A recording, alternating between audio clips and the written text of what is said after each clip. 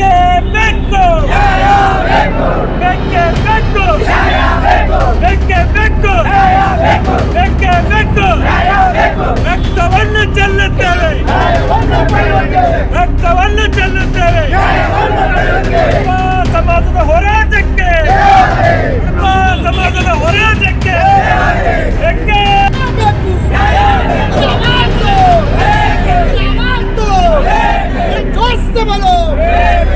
समाजाची अट्रॉसिटी करून निडಬೇಕು समाजाची अट्रॉसिटी करून निडಬೇಕು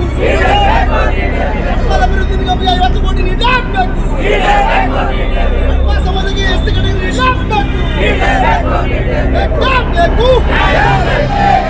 ಅಪ್ಪಣ್ಣನವರ ಅಧ್ಯಯನ ಪೀಠಕ್ಕೆ ಪ್ರತ್ಯೇಕವಾದಂತ ಕಟ್ಟಡ ಮಾಡಲೇಬೇಕು ಸಿಟಿಯಲ್ಲಿರ್ತಕ್ಕಂಥ ಹಡಪದ ಅಪ್ಪಣ್ಣನವರ ಅಧ್ಯಯನ ಪೀಠಕ್ಕೆ ಸ್ವಂತ ಕಟ್ಟಡ ಕೊಡಲೇಬೇಕು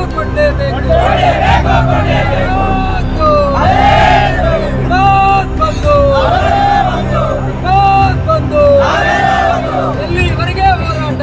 ಕಲಬುರಗಿಯಲ್ಲಿ ಸಮಸ್ತ ಹಡಪ ಸಮಾಜದ ಎಲ್ಲ ಬಾಂಧವರು ಹಿರಿಯರು ಮತ್ತು ಯುವಕರು ಸೇರಿ ಇವತ್ತಿನ ದಿವಸ ಒಂದು ಪ್ರತಿಭಟನೆಯನ್ನು ಹಮ್ಮಿಕೊಂಡಿದ್ದೆವು ಸರ್ದಾರ್ ವಲ್ಲಭಾಯ್ ಪಟೇಲ್ನಿಂದ DC ಆಫೀಸ್ವರೆಗೆ. ಬಂಧುಗಳೇ, ಕರ್ನಾಟಕದಲ್ಲಿ ಹಡಪ ಸಮಾಜ ಜನಾಂಗ 18-20 ಲಕ್ಷ ಜನಸಂಖ್ಯೆ ಇದ್ದೀವಿ. ಅದು ಕರ್ನಾಟಕದಲ್ಲಿ ಇಲ್ಲಿವರೆಗೂ ಕೂಡ ನಮ್ಮ ಸಮಾಜ ಆರ್ಥಿಕವಾಗಿ, ಶೈಕ್ಷಣಿಕವಾಗಿ, ರಾಜಕೀಯವಾಗಿ ಮತ್ತು ಸಾಮಾಜಿಕವಾಗಿ ಮೇಲೆ ಎತ್ತಕ್ಕಂಥ ಕೆಲಸ ಯಾವ ಸರ್ಕಾರ ಕೂಡ ಬಂದರೂ ಮಾಡಿಲ್ಲ. ಇವತ್ತಿನ ದಿವಸ ಈ ಮಾಧ್ಯಮದ ಮುಖಾಂತರ ಈಗ ನಾನು ಹೇಳಕ್ಕೆ ಇಚ್ಛೆ ಪಡ್ತೀನಿ ಅಂದರೆ, ಇವಾಗ ನಡೆಯುತ್ತಂಥ ಚಳಿಗಾಲ ದಿವಸ ಬೆಳಗಾವಿಯಲ್ಲಿ ನಮ್ಮ ಹಡಪ ಸಮಾಜದ ನಾನಾ ಬೇಡಿಕೆಗಳ ಕುರಿತು ಚರ್ಚೆ ಆಗಬೇಕು. ಯಾಕಂದರೆ ನಮ್ಮ ಸಮಾಜ ಇವತ್ತು ಚೌರ ವೃತ್ತಿಯನ್ನು ನಂಬಿ ಮಾಡ್ತಕ್ಕಂಥ ಕೆಲಸ, ಚೌರಿಕರಾಗಿ ಇವತ್ತು ನಾವು ಮಾಡ್ತಕ್ಕಂಥ ಕೆಲಸ ಎಂಥದಪ್ಪ ಅಂದರೆ ಬಹಳ ಎರಡನೇ ತಾಯಿಯಾಗಿ ಮಾಡ್ತಕ್ಕಂಥ ಸೇವೆಯನ್ನು ಈ ಚೌರಿಕ ಸಮಾಜ, ಹಡಪ ಸಮಾಜ ಮಾಡ್ತದೆ. ಇವತ್ತಿನ ದಿವಸ ಈ ನಾವು ಬಾಬಾ ಸಾಹೇಬರ ಮತ್ತು ಬಸವಣ್ಣನವರ ಸಿದ್ಧಾಂತ ಆದರ್ಶಗಳನ್ನು ಪಾಲಿಸುತ್ತಾ ಇಡೀ ಕರ್ನಾಟಕದಲ್ಲಿ ಯಾವುದೇ ಒಂದು ಬಸ್ಸಿಗೆ ಬೆಂಕಿ ಹಚ್ಚಲಾರದೆ, ಯಾವುದೋ ಅಧಿಕಾರಿಗಳ ಕಚೇರಿ ಒಳಗೆ ಕಲ್ಲು ಹೊಡೆಯಲಾರದೆ, ಯಾವುದೋ ಕ್ರಾಂತಿಕಾರಿ ಹೋರಾಟ ಮಾಡಲಿ ಇವತ್ತು ನಮ್ಮ ಸಮಾಜ ಸಾತ್ವಿಕ ಸಮಾಜ.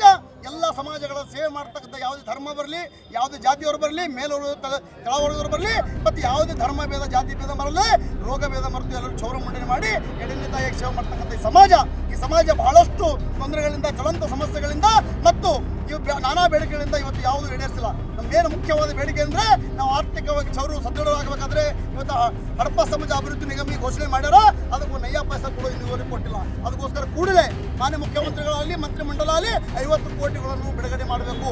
ಫಸ್ಟ್.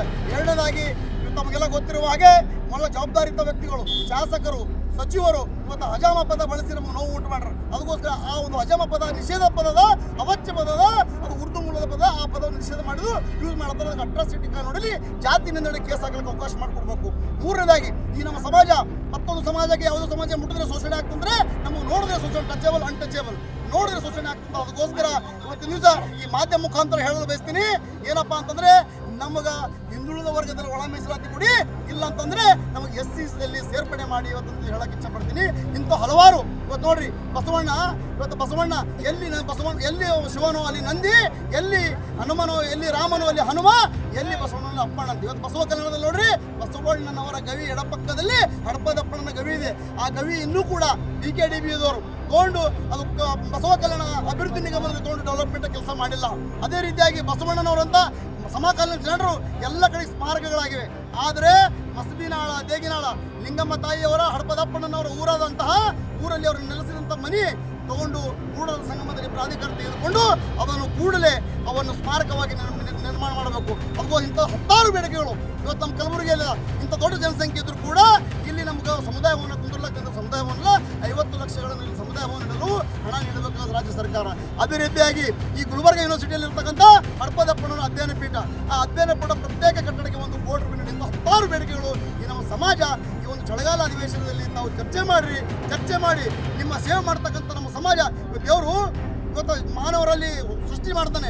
ಆದರೆ ಸುಂದರವಾದ ಮಾನವ ಮಾಡಬೇಕಾದ್ರೆ ಅದು ಹಡಪ ಚೌರಿಕೆ ಸಮಾಜದವರು ಇವತ್ತಿನ ದಿವಸ ಈ ಸರ್ಕಾರಕ್ಕೆ ಹೇಳಕ್ಕೆ ಇಚ್ಛೆ ಪಡ್ತೀವಿ. ಅದಕ್ಕೋಸ್ಕರ ಮಾನ್ಯ ಮುಖ್ಯಮಂತ್ರಿಗಳೇ, ನೀವು ಹಿಂದುಳಿದವರು ಅಂತ ಹೇಳಿದ್ರಿ, ಹಿಂದುಳಿದವರ ಪರವಾಗಿ ನೀವು ಬರೀ ಹೇಳೋದಲ್ಲ, ಹಿಂದುಳಿದ ಪರವಾಗಿ ಗಟ್ಟಿಯಾಗಿ ನಿಂತು ನಮ್ಮಂಥ ಎಲೆಮರೆಯಂತೆ ಕಾಯಿಯಂಥ ಸಣ್ಣ ಐಗಾರ ಸಮಾಜಗಳು, ಕಾಯಕ ಸಮಾಜಗಳು ಬೆನ್ನಿಗೆ ಬೆನ್ನೆಲುಬಾಗಿ ನಿಂತು ನಮ್ಮ ಆರ್ಥಿಕವಾಗಿ ಸದೃಢ ಮಾಡ್ರಿ, ನಮ್ಮ ಅಭಿವೃದ್ಧಿ ನಿಗಮಕ್ಕೆ 50 ಕೋಟಿ ನೀಡ್ರಿ. ಅವಾಗ ನೀವು ಹಿಂದುಳಿದ ನಾಯಕ, ಹಿಂದುಳಿದ ಒಂದು ಮುಖ್ಯಮಂತ್ರಿ ಅಂತ ಹೇಳ್ತಾ ಇಚ್ಛೆ ಪಡ್ತೀನಿ. ಮಾನ್ಯ ಮುಖ್ಯಮಂತ್ರಿಗಳೇ, ಇಲ್ಲಿವರೆಗೂ ಬಹಳಷ್ಟು ಹೋರಾಟಗಳು ಮಾಡಿದೆವು. ಇವತ್ತು ಉಪ ಸತ್ಯಾಗ್ರಹ ಮಾಡಿದೆವು, ದೀರ್ಘದಂಡ ನಮಸ್ಕಾರ ಹಾಕಿದೆವು, ಚೌರಮುಂಡನ ಅಣಕು ಪ್ರದರ್ಶನ ಮಾಡಿದೆವು ಮತ್ತು ಟಮಾಟಾ ಚಳವಳಿ ಮಾಡಿದೆವು. ವಿಭಿನ್ನ ರೀತಿಯ ಹೋರಾಟ ಮಾಡಿ ತಮ್ಮ ಗಮನ ಸೆಳೆಯಬೇಕು, ಸರ್ಕಾರದ ಗಮನ ಸೆಳೆಯಬೇಕಂತ ಇವತ್ತಿನ ದಿವಸ ಪ್ರಾಮಾಣಿಕವಾಗಿ ನಾವು ಪ್ರಯತ್ನ ಮಾಡಿದ್ವಿ. ಬಾಬಾ ಸಾಹೇಬರ ಬಸವಣ್ಣನವರ ಒಂದು ಸಿದ್ಧಾಂತ ಆದರ್ಶಗಳನ್ನು ಪಾಲಿಸ್ತಕ್ಕಂಥ ಜನಾಂಗ ಇದ್ದೀವಿ. ನಿಮ್ಮ ಚೌರ ಮಾಡ್ತಕ್ಕಂಥ ಎರಡನೇ ತಾಯಿ ಸೇವೆ ಮಾಡ್ತಕ್ಕಂಥ ಜನಾಂಗ ಇದ್ದೀವಿ. ನಮ್ಮ ಜನಾಂಗ ಅಳಿವುಗಳ ಬಗ್ಗೆ ನೀವು ಹಿಂದುಳಿದ ನಾಯಕರಾಗಿ ನಮ್ಮ ಬಗ್ಗೆ ಸ್ವಲ್ಪ ನೀವು ವಿಚಾರ ಮಾಡಬೇಕು. ಚಳಿಗಾಲ ದಿವಸ ಚರ್ಚೆ ಮಾಡಿ ನಾವು ನಮ್ಮ ಜ್ವಲಂತ ಸಮಸ್ಯೆಗಳಾಗಲಿ ಮತ್ತು ನಮ್ಮ ನಾನಾ ಬೇಡಿಕೆಗಳು ಈಡೇರಿಸಬೇಕು ಅಂತ ಇವತ್ತಿನ ದಿವಸ ಒತ್ತಾಯ ಮಾಡ್ತೀನಿ ಮಾಧ್ಯಮದ ಮುಖಾಂತರ. ಅದೇ ರೀತಿಯಾಗಿ ಬರ್ತಕ್ಕಂಥ ದಿನದಲ್ಲಿ ಕರ್ನಾಟಕದಲ್ಲಿ ನಾವು 18ರಿಂದ 20 ಲಕ್ಷ ಜನಸಂಖ್ಯೆ ಇದ್ದೀವಿ. 18ರಿಂದ 20 ಲಕ್ಷ ಜನಸಂಖ್ಯೆ ಇದ್ರೂ ಒಂದು ವೇಳೆ ನಾವು ಹೋರಾಟ ಮಾಡ್ಲಿಕ್ಕೆ ನಿಂತಿದ್ದೆ ಆದಲ್ಲಿ ಕರ್ನಾಟಕದ ಎಲ್ಲ ಚೌರಗಳ ಅಂಗಡಿಗಳನ್ನು ಬಂದ್ ಮಾಡಿದೆ ಆದರೆ ನಿಮ್ಮ ಮುಖ ನೀವೇ ನೋಡ್ಲಿಕ್ಕೆ ಕರಡಿಯಲ್ಲಿ ನೋಡ್ಲಿಕ್ಕಾಗಲ್ಲ. ಅಂಥ ಒಂದು ನೀವು ನಮ್ಮ ಕುಗ್ರಿಪಿ ಆಗ್ತೀರಿ. ಅದು ಅವಕಾಶ ಮಾಡಿಕೊಡ್ಬೇಡ್ರಿ. ಬರ್ತಕ್ಕಂಥ ನಮ್ಮ ಈ ಕೂಡಲೇ ಚಳಿಗಾಲ ದಿವಸ ಮುಗುವವರೆಗೂ ನಮ್ಮ ಬೇಡಿಕೆಗಳನ್ನು ಈಡೇರಿಸಬೇಕು.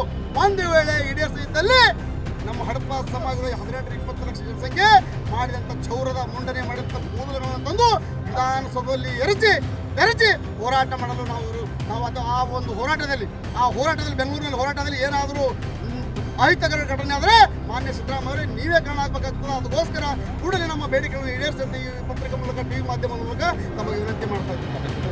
ಹಿರಣ್ಯ ಹಡಪ ಸಣ್ಣೂರ್, ಜಿಲ್ಲಾಧ್ಯಕ್ಷರು ಹಡಪ ಸಮಾಜ ಕಲಬುರಗಿ. Media network